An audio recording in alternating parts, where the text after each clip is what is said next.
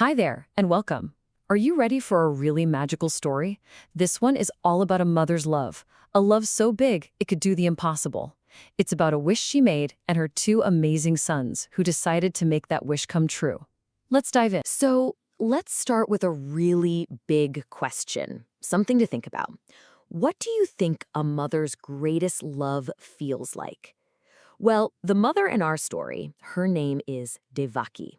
And she was this incredibly kind and gentle queen, just full of love. But, even with all that, even with her two wonderful sons all grown up, there was this deep, deep sadness she carried around with her.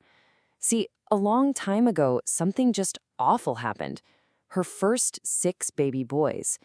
They were taken away from her right after they were born. Can you imagine? She never got to hold them, but she never, not for 1 second, forgot about them. So one day, she finally told her two grown sons, the super brave Krishna and Balarama, what her heart's biggest wish was. It was a wish that sounded completely impossible. She said, I wish I could see my sons, the ones who were taken away. It wasn't just a wish, it was a cry from the very bottom of her soul. And when her sons, Krishna and Balarama, heard that, well, they just looked at each other. They knew right then and there what they had to do. They were going on a quest, a magical one. First, they'd journey to a hidden world. Then they'd find their lost brothers. And finally, hopefully, bring everyone back together for an amazing family reunion. Okay, so first step, journey to a hidden world. But how do you even begin to find sons who've been gone for so long? Well, if you're Krishna and Balarama, you have some serious magic up your sleeve. And that's exactly what they used. They used their powers to travel to this secret world, way, way down deep beneath the earth, a glowing, magical place called Sutala. And waiting for them in this amazing, mysterious land was a great king. His name was King Bali. And when he saw Krishna and Balarama just appear in his kingdom, his heart just exploded with joy. He knew right away that these weren't just any visitors.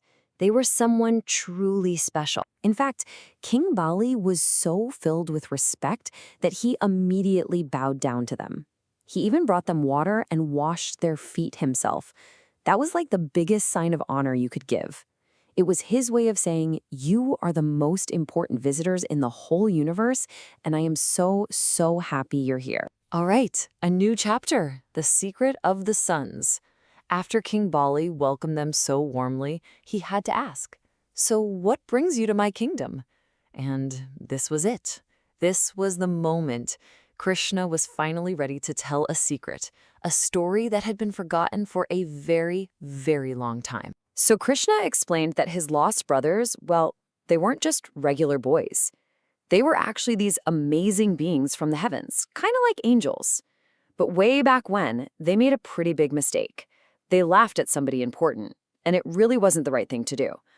So because of that, a sort of spell, or a curse, was put on them. It meant they had to be born as human babies to Devaki, so they could learn a really important lesson. And then Krishna looked right at King Bali and said, my mother, Devaki, she misses those sons more than anything. And you're not going to believe this, but those same boys, they're right here. They're living with you in your kingdom. So they weren't gone forever. They were safe this whole time, just in a hidden world. And for the very first time, we hear their names.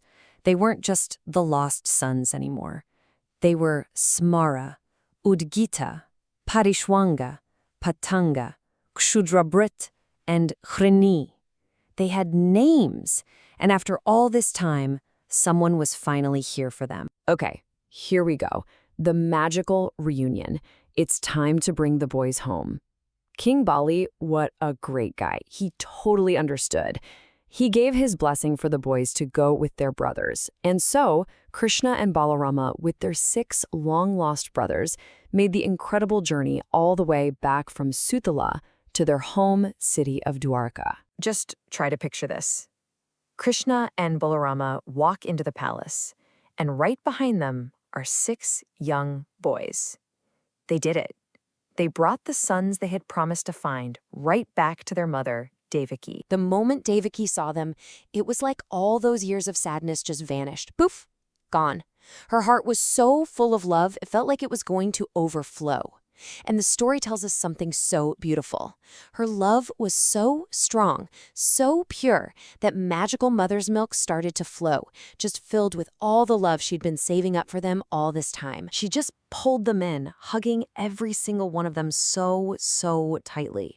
She sat them on her lap and just held them. It was this perfect, quiet, magical moment.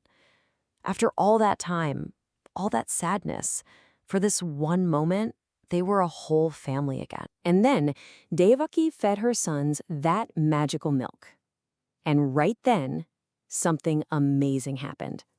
That milk, which was basically pure love, and the touch of their brother Krishna, that combination was so powerful, it shattered that old spell forever. And just like that, the boys remembered everything.